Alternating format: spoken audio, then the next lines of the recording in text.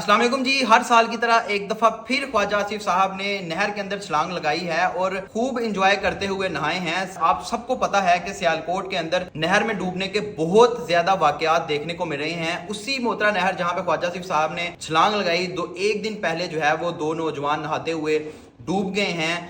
अब इस बात पे जो है वो बहस शुरू हो चुकी है कि दफा 144 लगी थी तो ख्वाजा आसिफ साहब कैसे नहा सकते हैं। लेकिन बहस ये शुरू हो चुकी है कि दफा 144 जो है वो 30 दिन के लिए लगी थी और कुछ लोगों का ये कहना है कि आज का दिन था और कुछ लोग कहते हैं कि 30 दिन मुकम्मल हो चुके हैं और उसके बाद ख्वाजा आसिफ साहब नहर के अंदर नहाए हैं। लेकिन बहरहाल ये एक अलग मौजू है, अलग बहस है। लेकिन नहर के अंदर नहाना आप कितना खतरनाक है ये पिछले एक माह से सियालकोट वाले सारे के सारे देख चुके हैं और इसी वजह से सियालकोट की इंतजामिया ने दफा 144 भी लगाया था नहर के अंदर नहाते हुए। और मोतरा नहर में एक दिन पहले का ये वाकया है कि दो नौजवान नहाते हुए मामू बांजा जो है वो डूब चुके हैं।